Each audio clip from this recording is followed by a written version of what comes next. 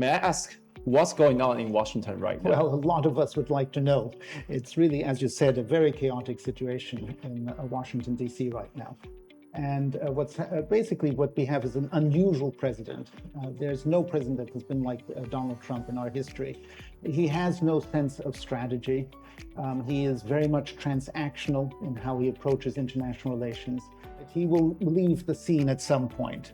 And in the meantime, what you have to do is two things. One, you have to try to frame the situation. So I think for Taiwan, which is in the most vulnerable position because of the challenge from the People's Republic of China, from the mainland, you have to be able to try to frame a potential crisis, a blockade, military exercises, as being not only, what's at stake in that crisis is not only Taiwan and US strategic interests, because Trump doesn't think strategically, though that strategic dimension is important. You cannot frame it only in terms of common values, that we are both democratic societies, societies that care about the liberal international order, about human rights. So that's important too. That's important for many Americans. You also have to frame it as, what does it mean for Trump?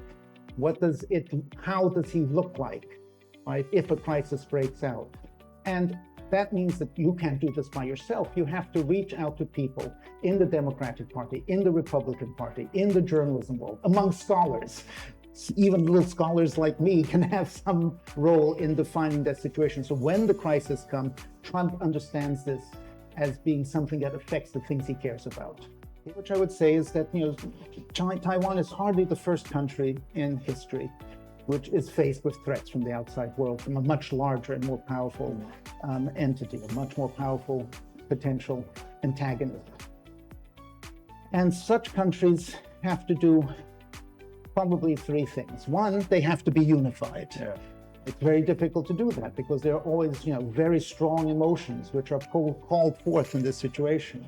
But you need to reach across. Do not allow your foreign policy to become a political football, to be polarized by politics, because then it will not be possible for you to act in a unified fashion. Second of all, you do have to be strong. That is, you need to invest in your self-defense. You need to be able to be resilient, to face up to pressure. And the third element, and this is the difficult part, another difficult part, which is you also have to be able to engage your potential antagonist. So in other words, mindset is more important than hardware, weapons. At least as important. At least you're exactly right. Without a mindset, without a clarity of purpose, all the weapons in the world will not help. Mm-hmm. But you need both. Yeah.